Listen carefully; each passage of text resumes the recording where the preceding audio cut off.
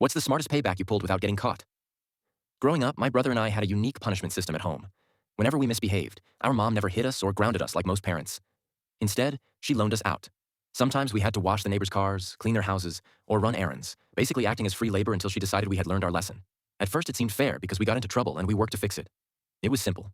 But after a while, we started noticing something strange.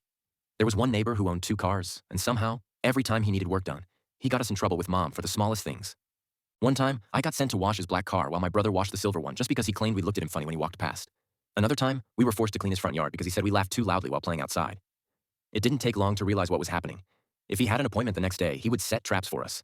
He would find any excuse, no matter how small, to get us in trouble, so we would be forced to wake up early and wash his cars before school. We even caught him smiling once when mom scolded us. At first, we tried to avoid him. We stayed inside, kept quiet, and even tried not to breathe too loudly. But it didn't matter. He always found something. One afternoon, we were playing ball outside with our friends when he called us over and asked us to go to the market because his wife was at their shop. We explained nicely that mom told us to stay home for a visitor, but we'd go after they came. As soon as mom came home, he rushed over like he was delivering an emergency and told her we had refused to help him because we were too busy playing ball with street boys. We barely got to speak before mom started hitting us. Every time we tried to explain, another slap stopped us, and we ended up washing both his cars and cleaning his house that evening with tears on our faces.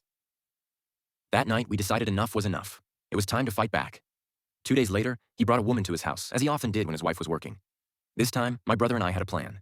We took the last money we had and bought 2 ice creams from the corner shop. We walked to his wife's store, eating ice cream with big smiles. We greeted her sweetly and sat down, pretending we had just dropped by to say hello. She laughed and asked how our mom was doing, and we answered politely. Then, with the biggest, most innocent smile, I told her how much we liked her sister and mentioned how kind she was to us whenever she visited their house. I said we always got ice cream on those days because her husband liked to treat us whenever the nice auntie came over. At first, she laughed, thinking we were being silly. But when she asked us to describe the auntie, and we casually told her she was currently at their house with her husband, her whole face changed. She didn't even wait to hear the rest. She dropped everything, left her store wide open, and jumped into the first taxi she could find. By the time my brother and I made it home, we found her kicking his things out onto the street, bags, shoes, and belts all flying through the air. Neighbors gathered quickly, and he tried to explain, but she wasn't having it. She shouted loud enough for the whole street to hear that the cars he made us wash didn't even belong to him. They were hers. It turned out he had no job, no money, and no shame. When she saw us standing there, she called us over and made us help her throw the rest of his stuff out of the house. We carried his bags, tossed his clothes, and didn't stop until every last sock hit the dirt. When mom came back that evening, we acted like it was just another normal day and told her about the neighbor getting kicked out without saying we helped make it happen. Even though mom didn't stop sending us to do chores for other neighbors after that, one thing changed forever. We never washed the neighbors' cars again because after that day, he didn't even have a house to park them.